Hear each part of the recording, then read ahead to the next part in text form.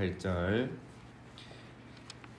여호와 하나님이 이르시되 사람이 혼자 사는 것이 좋지 아니하니 내가 그를 위하여 돕는 배필을 지으리라 하시니라. 하나님께서 아담에게 아내를 이렇게 주시겠다는 거죠. 왜 갑자기 아내를 주시겠다고 하느냐 하면은 15절에 사명이 있었습니다. 에덴 동산에 아담을 두시고 경작하게 하시고 지키게 하시는 이 사명을 주셨죠. 자, 그런데 그 에덴 동산을 경작하고 지켜야 하는데 이제 혼자 하는 것이 좋지 않아 보인 거예요. 자, 공동 번역을 보면 이렇게 되어 있어요. 아담이 혼자 있는 것이 좋지 않으니 그의 일을 거둘 짝을 만들어 주리라. 이렇게 되어 있어요. 그의 일을 거둘 짝을 만들어 주리라. 자, 그래서 이 배경에서 오늘 본문이 시작된다는 거죠. 자, 그런데 재밌는 거는 하나님이 바로 이렇게 또 아내를 만들어 주신 건 아니에요. 19절에 여호와 하나님이 흙으로 각종 들짐승과 공중의 각종 새를 지으시고 아담이 무엇이라고 부르나 보시려고 그것들을 그에게로 이끌어 가시니 아담이 각 생물을 부르는 것이 곧 그 이름이 되었더라. 아담이 모든 가축과 공중의 새와 들의 모든 짐승에게 이름을 주니라. 아담이 돕는 배필이 없으므로. 자, 18절 보면은 바로 하나님이 돕는 배필을 지어주실 것처럼 말씀하셨는데 19절에 보면 바로 지어주는 게 아니죠. 먼저 뭐랍니까? 아담이 동물들의 이름을 지어주게 하시는 거예요. 그걸 보고 계시는 거죠. 동물들이 이렇게 아담 앞으로 오게 하면 아담이 뭐라고 이름을 짓나 이렇게 하나님이 보셨습니다. 그렇게 보고 나서 이제 20절 끝에 보면은 뭐라고 합니까? 모든 짐승에게 이름을 주니라. 아담이 돕는 배필이 없으므로 이렇게 되어 있죠. 자, 이것도 공동 번역 성경을 보면은 이렇게 되어 있어요. 그 가운데는 그의 일을 거둘 짝이 보이지 않았다. 아담이 동물들의 이름을 막 지어주는데 그렇게 짓는 동안 동물들은 다 짝이 있는데 나는 짝이 없네 이 생각을 했다는 거예요. 아담이. 그래서 아담이 자기를 도와줄 짝을 찾았던 거죠. 그래서 누가 나를 가장 도와주고 나의 마음을 나눌 수 있을까? 보니까 뱀이 똑똑한 거예요. 근데 뱀이 똑똑하긴 한데 맞지는 않아요. 그래서 안 되겠다 이렇게 생각을 했겠죠. 그래서 이제 하나님께서 이제 아담을 잠들게 하시고 여자를 창조하시는 겁니다. 자, 어쨌든 이 아담이 이 동물들의 이름을 지어주면서 자기를 도울 짝이 없다는 것을 발견하게 된 거죠. 이게 이제 왜 이런 생각을 하게 되었을까? 상상력을 발휘해 봐야 되죠. 아담이 그 당시에 이 동물들의 이름을 지어줄 때 도대체 몇 마리의 동물들의 이름을 지어줬을까요? 예. 뭐 땅의 동물만 하는 게 아니라 새들도 해야 되고 얼마나 종류가 많습니까? 그렇죠? 바다의 물고기도 이름을 지어주지 않았겠습니까?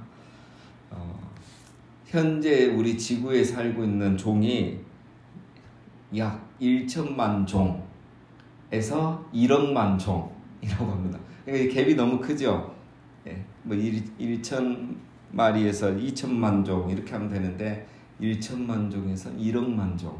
이 말은 셀 수가 없다는 거예요. 알 수가 없다는 거고 이건 이제 그 추측입니다. 추측이고 실제로 우리가 이제 이렇게 이름이 있고 뭐 이렇게 기록이 남겨 있는 종자는 실질적으로 180만 종밖에 안 된다는 거예요. 그러니까 그렇게 많아도 우리가 이렇게 과학이 발달해서도 파악하는 게 얼마 되지 않는 거죠. 자, 그러니까 아는 것보다 모르는 종이 훨씬 더 많다는 겁니다. 그러면 아담 때는 얼마나 더 많았겠어요? 이게 쉬운 일이 아닙니다. 그렇죠? 아담이 충분히 그런 생각을 할 만한 이유가 있습니다. 그래서 아담이 이렇게 동물들의 이름을 지어주면서 보니까 동물들이 친구는 될 수 있지만 조력자가 되지는 못하는 거죠. 그래서 우리가 반려동물을 키우지만 정말 친구는 되죠. 그러나 조력자는 되지 않죠. 오히려 내가 도와줘야 되고 챙겨야 되잖아요. 자, 아담이 그런 걸 느낀 겁니다. 자, 그러면 왜 하나님은 처음부터 이 하와를 돕는 배필을 만들어주지 않고 나중에 할까?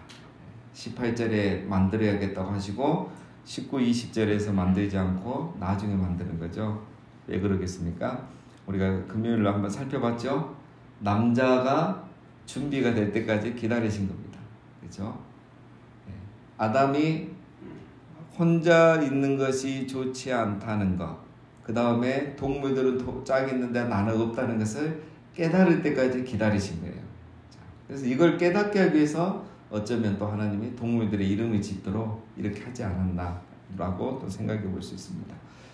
굳이 이렇게 하신 이유는 뭐 당연하죠. 뭐든지 없다가 있어야 귀한 줄 알죠. 처음부터 있으면 귀한지를 모르는 겁니다. 하나님은 가치를 모르는 자에게, 귀한 줄 모르는 자에게 귀한 것을, 소중한 것을 주시지 않습니다. 그래서 아담이 하와가, 자기 아내가 얼마나 소중한 존재이고 꼭 필요한 존재라는 것을 깨달았을 때 이렇게 주시는 거죠.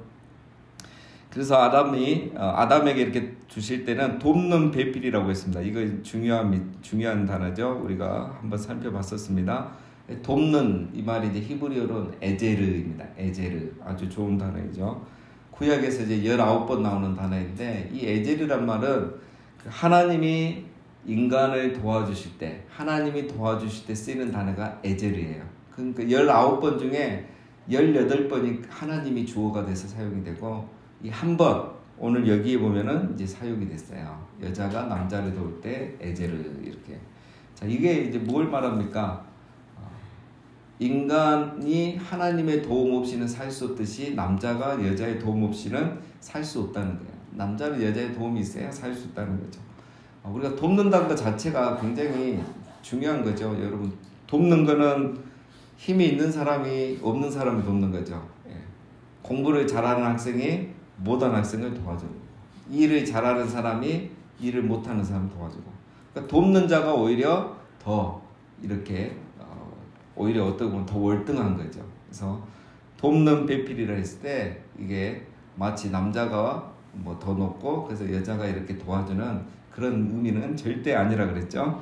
그 다음 배필이라고 번역된 이 히브리어도 정확한 번역을 하면 동등한, 알맞은, 적당한, 이런 뜻입니다.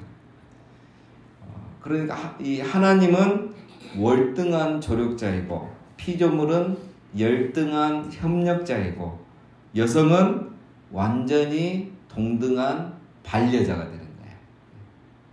그렇죠? 하나님은 인간보다 위에 있고, 동물은 열등한 협력자니까 밑에 있고, 그러나 남성과 여성은 완전히 동등한 반려자이다라는 거죠.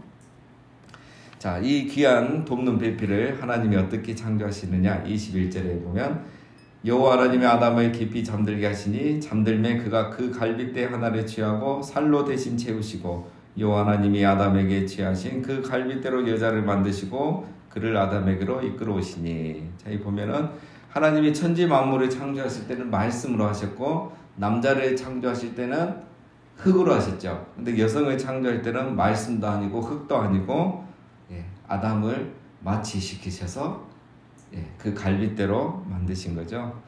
성경에는 뭐 정확히 또 뭐 갈빗대란 이런 단어보다는 이 갈빗대가 옆면이란 뜻이 있습니다. 옆면. 그래서 이게 이제 갈빗대로 이렇게 번역을 한 건데, 자, 그 사람의 옆면에서 가장 가까운 곳이 이제 갈빗뼈죠. 그래서 이렇게 갈빗뼈로 번역을 한 겁니다. 자, 그다음에 23절. 아담이 이르되 이는 내 뼈 중에 뼈요 살 중에 살이라. 이것을 남자에게서 취하였은즉 여자라 부르리라 하니라. 자, 이제 이게 23절이 또 우리가 아주 좋은 말씀이죠. 자, 공동 번역을 보면 드디어 나타났구나. 내 뼈에서 나온 뼈요 내 살에서 나온 살이로구나. 지 아비에게서 나왔으니 지엄이라고 부르리라. 이렇게 되어 있습니다. 자, 아담이 하와를 보고 제일 먼저 나타난 반응이 뭡니까? 23절에 보면 딱 보고 시와 노래가 나온 거죠. 이게 이제 우리 말은 이렇게 설명처럼 됐는데 이게 시예요. 시. 노래죠.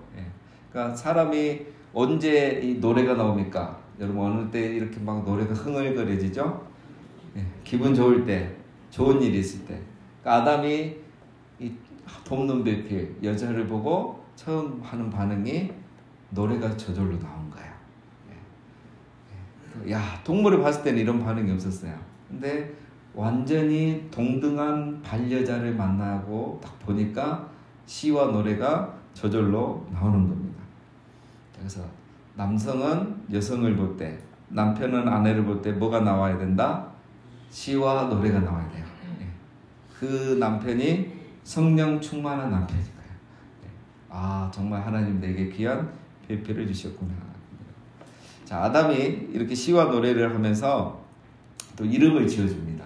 자, 그런데 동물의 이름을 지어준 거하고는 또 달라요. 동물은 너는 사자, 너는 호랑이, 너는 코끼리 이렇게 이름을 지어줬어요. 자, 이름을 지어준다는 것은 상하 관계가 정해지는 거예요. 그렇죠? 자, 부모가 자녀의 이름을 지어주죠. 자녀가 부모 이름을 지어주는 게 아니고 부모가 권위자라는 거예요. 아담이 동물의 이름을 지어준 거는 아담이 이들을 다스리고 있다는 증거예요. 자, 그런데 여기에서 보면 또 아담이 하와의 이름을 지어줍니다. 자, 그런데 틀려요. 보면은 남자에게서 취하였으니 여자라 부르리라 이렇게 있죠.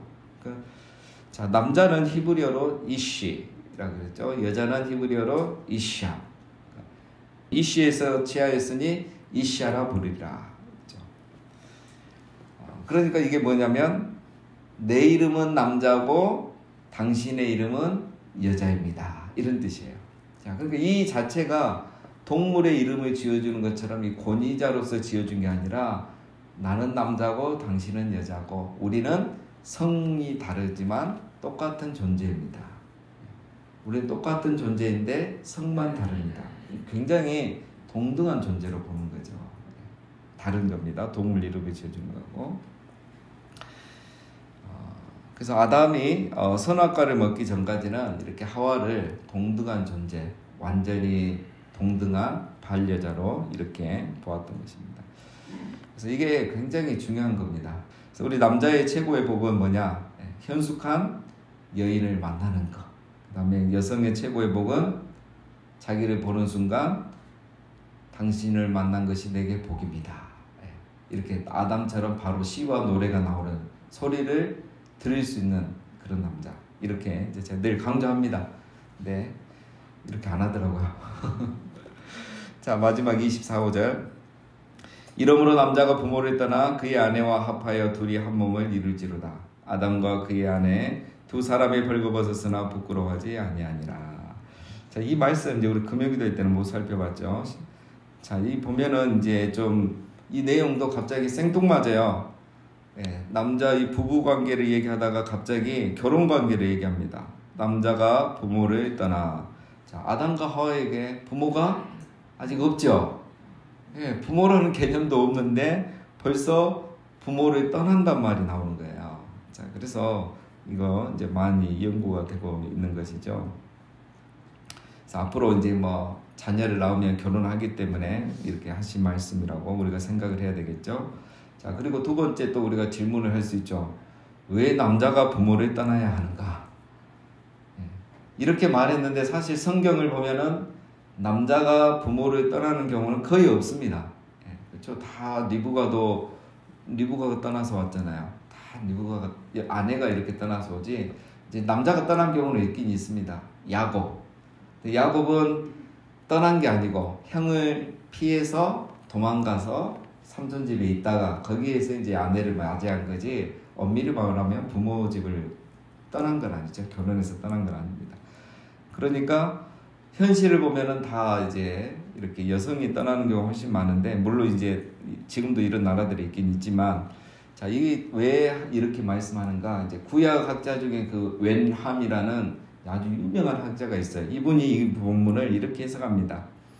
결혼 전에는 그에게 가장 중요한 책임이 그의 부모에 대한 것이지만 결혼 후에는 그의 아내에 대한 것이다. 그래서 이거는 뭘 말하느냐? 결혼 전에는 부모를 공경하고 그게 최우선이지만 결혼한 이후에는 그의 아내를 위해서 정말 충성하고 사랑해야 된다. 이것을 강조하는 것이라고 합니다. 부모님들이라 별로 아멘 안 하시네요. 그래서 가장 잘하는 자녀는 정말 부모 공경은 당연히 하는 거고, 부모 공경하는 만큼 자기 아내에게 또 남편에게 정말 최선을 다해서 잘하는 부부가 아주 좋은 또 잘 사는 그런 부부라는 겁니다. 우리 다 어르신들이지만 그래서 우리 장가가는 아들은 부모에게도 잘해야 되지만 부모만큼 또는 그 이상으로 자기 아내에게 잘해야 되는 게 오늘 24절 5절 말씀이다 라고 외남이라는 학자님이 강조를 하셨습니다. 자, 오늘 말씀은 이제 공동체에 대한 겁니다. 부부관계 그리고 가족관계, 이 공동체에 대한 말씀인데 이제 적용하면은 뭐 이제 우리는 이렇게 인생을 많이 사셨고 이제 이것을 오늘 우리에게 적용을 한다면 자, 결국은 이 공동체를 하나님께서 왜 형성해 주셨느냐? 최초의 시작은 아담이 혼자 있는 것이 좋지 않아서 돕는 배필을 창조하셨다는 거죠. 자, 하나님은 우리를 공동체로 부르셨다는 거예요. 그 온전한 아담도 혼자 두지 않으시고 돕는 배필을 만드셔서 이렇게 한 부부를 이루게 하시고 가정을 이루게 하셨습니다. 그리고 하나님은 오늘 예수 그리스도 안에서 우리를 형제 자매로 부르시고 교회라는 이 공동체 안으로 우리를 불러주신 거예요. 자, 그렇다면 부부, 남녀가 평등한 존재이듯이 오늘 교회 안에 있는 모든 형제 자매, 모든 성도는 평등한 존재입니다. 하나님 앞에서 동등하고 평등하고 서로를 귀하게 여기고 존중하고 사랑해야 될 그런 대상자이고 바로 교회는 그런 공동체라는 것입니다. 그래서 누가 누구를 자랑할 수도 없고 더 비교할 수도 없고 또 이렇게 군림할 수도 없는 것입니다. 우리가 가정에서는 부부간에 또 교회에서는 모든 성도 간에 서로를 동등하게 여기고 귀한 반려자로 여기면서 사랑하고 섬기는 우리 모두가 되시기를 주님의 이름으로 축원드립니다.